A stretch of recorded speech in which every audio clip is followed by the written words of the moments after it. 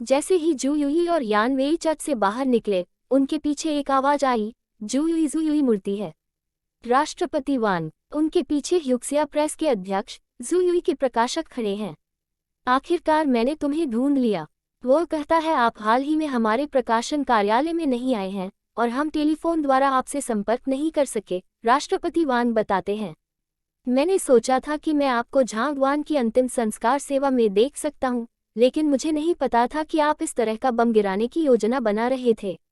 जू यूई कहते हैं, मैं क्षमा चाहता हूं, राष्ट्रपति वान। पिछले कुछ दिनों से मेरी तबीयत ठीक नहीं है और मैं अस्थायी तौर पर एक दोस्त के साथ रह रहा हूं। मैं अपने दोस्त का टेलीफोन नंबर तुम्हारे पास छोड़ दूंगा। वो आगे कहती हैं, तुम मुझे ढूंढने के लिए इतने बेचैन क्यों थे? क्या नई किताब में कोई दिक्कत है? ठीक है, राष्ट्रपति वान कहते हैं, अखबारों की गैर जिम्मेदाराना रिपोर्टिंग के कारण कई किताब दुकानदार अब आपकी किताब का स्टॉक नहीं रखना चाहते हैं और यहाँ तक कि रिफंड भी मांग रहे हैं। इसलिए मैं आपसे गेंद या किसी चीज के बारे में बात करना चाहता था, बस चीजों को सुचारू करने की कोशिश करने के लिए। सू यूई इस पर विचार करते हैं। मम्मा, वह कहती है, मैंने आज ही हत्यारे की गिरफ्तारी के लिए इनाम की पेशकश की है। यदि हम गेंद पकड़ते हैं तो इससे मुझे मामले को स्पष्ट करने और समझाने का एक और मौका मिलेगा, जिसका सार्वजनिक भावना पर सकारात्मक प्रभाव पड़ेगा। वह राष्ट्रपति वान से कहती है, आप गेंद की व्यवस्था क्यों नहीं करते? एक बार सब कुछ तैयार हो जाए तो आप मुझे बहुआ स्टूडियो में टेलीफोन कर सकते हैं। यान वेई ने राष्ट्रपति वान को स्टूडियो के टेलीफोन नंबर और पते के साथ एक बिजनेस कार्ड सौंपा। उस शाम बाद में जू यूई और यान वेई ने रात्रिभोज समाप्त करते समय शांत लग रही थी। क्या आप गेंद के बारे में चिंता कर रहे हैं? यान वेई पूछता है। हाँ, जू यूई कहते हैं, मैं झो हेंग से तलाक चाहता हूँ, लेकिन हम अभी तक उस बिंदु तक नहीं पहुँचे हैं और बहुत सी चीजें पहले ही हो चुकी हैं। मुझे चिंता है कि, यान वेई ने उसे टोक दिया, उस अति सतर्क रवैये के साथ, आप बिल्कुल भी अपनी पुस्तक में आधुनिक महिला की तरह नहीं लगती हैं। तुमने मेरी नई किताब पढ़ी? सू यूई पूछता है। यान वेई थोड़ा अजीब होकर कहते हैं, मैंने कल रात इसका थोड़ा सा हिस्सा पढ़ा। जू यूई कहते हैं, आप सही हैं। आने वाले इन अज्ञात तूफानों का सामना करते हुए मैं अपने उपन्यास की नायिका जितनी बहादुर नहीं हूँ। यान वेई आगे झुकती है और जू यूई के कंधे पर हाथ रखती है। वह कहती है, मुझे लगता है कि आप हो सकते हैं। वह आगे कहती है, खुद पर विश्वास रखें। क्या तुम्हें सचमुच लगता है कि मैं कर सकता हूँ? सू यूई पूछता है। वास्तव में, यान वेई कहते हैं। जब वे एक दूसरे की आंखों में देखते हैं, सू यूई अपना हाथ यान वेई के हाथ पर रखती है और उसे कसकर पकड़ लेती है।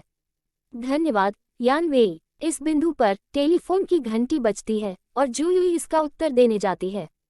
वह कहती है, ये प्रकाशक ही होगा। यान वेई उसकी छाती पर हाथ रखती है। अजीब है, वह सोचती है, मेरा दिल इतनी तेजी से क्यों धड़क रहा है? और फिर एक क्षण बाद, क्या मुझे दिल का दौरा पड़ रहा है? हाँ, राष्ट्रपति वान, मुझे पता है, जू यूई ने टेलीफोन पर कहा। आप सभी की कड़ी मेहनत के लिए आपको धन्यवाद। जैसे ही वह फोन रखती है, उसे छींक आती है और जब वह टिश्यू की ओर हाथ बढ़ाती है तो वह फिर से छींकती है। तुम ठीक हो? यान वेई पूछता है। मैं ठीक हूँ, जू यूई अपनी नाक साफ करते हुए कहती है। मुझे शायद कल रात ठंड लग गई। यान वेई सोच समझकर सोफे की ओर देखती है, जहाँ जू यूई एक रात पहले सोई थी। यान वेई, क्या आप मेरे साथ गेंद पर आ रहे हैं? जू यूई पूछती है, जिसने आकर्षक पोल्का डॉटेड ड्रेस और मैचिंग टोपी पहनी हुई है। यान वेई ने विरोध किया। मुझे अभी भी कुछ तस्वीरें विकसित करनी हैं। मम, सू यूई पूछता है, क्या पिछले कुछ दिनों से ग्राहक आए हैं? मम, यान वेई कहते हैं, कल जब आप बाहर थे तो 2 ग्राहक आए। जू यूई निराश होकर कहती है, फिर ठीक है, तो फिर मैं तुम्हें उसके हाल पर छोड़ दूंगा। मैं जाकर तैयार हो जाऊंगा। जू यूई, यान वेई उसे बुलाती है। सू यूई मुड़ती है। यान वेई कहते हैं, चाहे कुछ भी हो जाए, मैं यहाँ हूँ। सू यूई अपनी एड़ी पर घूमती है, पीछे भागती है और यान वेई के चारों ओर अपनी बाहें फेंकती है। यान वेई, वह सोचती है, इस सारे दुर्भाग्य के बीच आप ही मेरा एकमात्र सौभाग्य हैं। स्टूडियो के बेसमेंट में खड़खड़ाने और खुरचने की आवाजें गूंजती हैं, जहां यान वेई मेहनत से दीवार से ईंटें हटा रहा है। उसके कई हथियार उसके पास पड़े हैं। कई ईंटों के बाद वह भीतरी और बाहरी दीवारों के बीच एक खोखली जगह बनाने में कामयाब रही। वह हथियार अंदर रखती है। वो उनसे कहती है, आपको कुछ जगह बनानी होगी ताकि उसे सोने के लिए जगह मिल सके। तभी जासूस जियांग बिन और उसके अधीनस्थ चेन योंग स्टूडियो में प्रवेश करते हैं। कोई यहाँ है? चेन योंग पूछता है। गता है, यहाँ कोई नहीं है बॉस। वो इधर उधर देखते हुए आगे कहता है। जियांग बिन का ध्यान सैन्य वर्दी में अपनी बिल्ली को गोद में लिए हुए यान वेई की तस्वीर पर गया। क्या आप अपनी तस्वीर खिंचवाना चाहते हैं? यान वेई अचानक जियांग बिन के पीछे आते हुए पूछते हैं। जियांग बिन उसकी ओर देखता है, फिर तस्वीर को देखता है। आप कैसे हैं? वो कहता है। मैं पुलिस स्टेशन से जासूस जियांग बिन हूँ। मैं बस आपके साथ कुछ बातें स्पष्ट करना चाहूँगा। वो आगे कहते हैं, क्या आप हुनमेई को जानते हैं? CN रक्त नाबालिग चरित्र की मृत्यु। क्या आप हुनमेई को जानते हैं? जियांग बिन पूछता है। यान वेई सोचते हैं, अगर पुलिस यहाँ तक आ गई है तो इसका मतलब ये होगा कि उन्हें कुछ पता चला है। अगर मैं कहूँ कि मैं उसे नहीं जानता तो इससे उन्हें और अधिक संदेह होगा।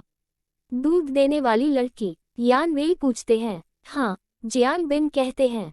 क्या आप एक दूसरे को अच्छी तरह से जानते थे? यान वेई कहती है, वह हर दिन मेरे लिए दूध लाती थी।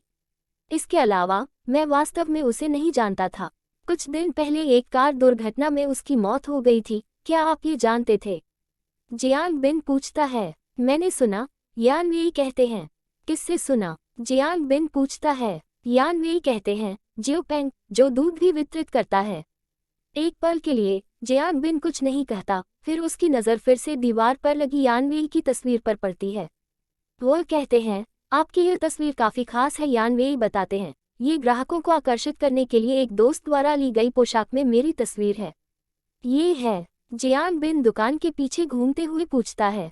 आप जानते हैं, मुझे अंधेरे कमरों के बारे में हमेशा से उत्सुकता रही है। क्या मैं चारों ओर देख सकता हूँ? माफ़ करें, यान वेई कहते हैं। अंधेरा कमरा आमतौर पर आगंतुकों के लिए खुला नहीं होता है। फिर मुझे इसे अलग तरीके से रखने दीजिए। जियांग बिन अंधेरे कमरे के प्रवेश द्वार को छुपाने वाले पर्दे को उठाते हुए कहते हैं। वह आगे कहते हैं, मैं अंधेरे कमरे की खोज करना चाहूँगा। अंधेरे में नीचे उतरते समय यान वेई और जियांग बिन के कदमों की आवाज़ गूंजती है। सीढ़ियों के नीचे जियांग बिन ने अपना पैर यान वेई के रास्ते में डाल दिया। यान वेई की रात्रि दृष्टि उसे उसके जूते से हल्की चमक देखने की अनुमति देती है। क्या तुम मेरी परीक्षा लेने की कोशिश कर रहे हो? उसे लगता है। वो जानबूझकर उसके पैर पर ठोकर मारती है और जियांग बिन ने उसे पकड़ते हुए कहा, सावधान। यान वेई ने अपना संतुलन पुनः प्राप्त कर लिया। धन्यवाद, वह कहती हैं। इसका जिक्र मत करो, वह जवाब देता है। यान वेई अंधेरे कमरे में रास्ता दिखाता है और जियांग बिन तुरंत कुछ नोटिस करता है। दराजों का एक संदूक। उसे आश्चर्य हुआ, अंदर क्या है? वो पूछता है। वो संदूक के ढक्कन की ओर बढ़ता है, लेकिन यान वेई उसे तुरंत बंद कर देता है। वो कहती हैं, बस कुछ अविकसित नकारात्मकताएं हैं। यहाँ देखने लायक कुछ भी नहीं है। निडर होकर जियांग बिन एक बार फिर ढक्कन उठाता है। वो उससे कहता है, अगर कुछ भी नुकसान हुआ है तो मैं तुम्हें इसकी भरपाई करूँगा। उसे आश्चर्य हुआ, वास्तव में संदूक में फिल्म के कुछ रोल के अलावा कुछ भी नहीं है। जियांग बिन ने झट से छाती बंद कर ली। खेद, क्या कुछ और भी है जासूस जियांग? यान वेई पूछता है। जियांग बिन कहते हैं, फिलहाल कुछ नहीं। आपके सहयोग के लिए धन्यवाद। यान वेई कहते हैं, फिर अलविदा। मैं तुम्हें बाहर नहीं देखूंगा। एक बार जब जियांग बिन की पीठ मुड़ गई तो यान वेई ने चोरी से दराज के संदूक पर नजर डाली। दराज के संदूक में कई ढीली ईंटें छिपी हुई हैं। वह ईंटें उस छिपने की जगह से हैं जिसे यान वेई पहले अपने हथियारों के लिए बना रही थी। ऊपर चेन योंग ने जियांग बिन से पूछा, बॉस, क्या आपको कुछ मिला? कुछ नहीं, जियांग बिन ने जवाब दिया। चेन योंग कहते हैं, क्या मैंने नहीं कहा, वह संभवतः हत्यारी नहीं हो सकती। इतनी कमजोर युवती ऐसा कैसे कर सकती है? किसी भी मामले में हुनमेई की अपनी मां को भी परवाह नहीं थी कि वह जीवित रहेगी या मर जाएगी। एक अजनबी की तो बात ही छोड़िए। जियांग बिन यान वेई की तस्वीर को फिर से देखता है। हालांकि कोई सबूत नहीं है। वह कहते हैं, मेरा अंतर्ज्ञान मुझे बताता है कि वह उतनी सीधी नहीं है जितनी वह दिखती है। जियांग बिन को झांग वान की हत्या की रात याद आती है जब उसके और यान वेई के बीच मारपीट हुई थी। वैसे भी उस रात जिससे मेरी झड़प हुई थी उसका फिगर भी थोड़ा पतला था। हम इस संभावना से इनकार नहीं कर सकते कि वह कोई महिला थी। बुरी खबर बॉस, चेन योंग चिल्लाता है। हमने अभी सुना है कि जिनजियांग होटल में एक मौत हो गई है। प्रसिद्ध लेखक चू हुइजी की जू युई ने हत्या कर दी है। ये सुनने के लिए यान वेई ठीक समय पर अंधेरे कमरे से बाहर आती है जू युई। वो सोचती है, चिंतित जिनजियांग होटल में, जहां जू युई के प्रकाशक द्वारा आयोजित बॉल आयोजित की जा रही है, शंघाई सोसाइटी मिलके क्रीम आपस में गपशप कर रहे हैं। मैंने सुना है कि उनकी आपस में नहीं बनती थी, लेकिन मुझे एहसास नहीं था कि वह इतनी निर्दयी हो सकती है। एक बॉल गोआ चिल्लाता है। ऐसा लगता है कि जू युई वास्तव में एक निर्दयी हत्यारा है। एक अन्य सहभागी का कहना है, झांग वान को मारना उसके लिए पर्याप्त नहीं था, अब उसने चू हुईजी की भी हत्या कर दी है। कितना दुष्ट। एक तीसरा सहभागी आह भरता है, रास्ता बनाओ, रास्ता बनाओ। जियांग बिन और चेन योन चिल्लाएं, जैसे ही वे भीड़ के बीच से आगे बढ़े। जियांग बिन अपराध स्थल का अध्ययन करता है। चू हुईजी एक कुर्सी पर आधी फैली हुई पड़ी है, उसकी किपाओं पर खून के धब्बे हैं और उसके चारों ओर फर्श पर गंदगी फैली हुई है। जू युई उसके पास बेहोश पड़ी है, उसके हाथ में खून से सना चाकू है। चू हुईजी का हैंडबैग उसके शरीर के बगल में पड़ा हुआ है। ऐसा प्रतीत होता है कि इसमें से कुछ चीजें बाहर गिरी हुई हैं, एक छोटी जादू टोना गुड़िया जिसमें पिन चिपकी हुई थी, और एक लाल ब्रेडेड कंगन जो जियांग बिन के साथ झगड़े के बाद यान वेई द्वारा छोड़े गए कंगन के समान था।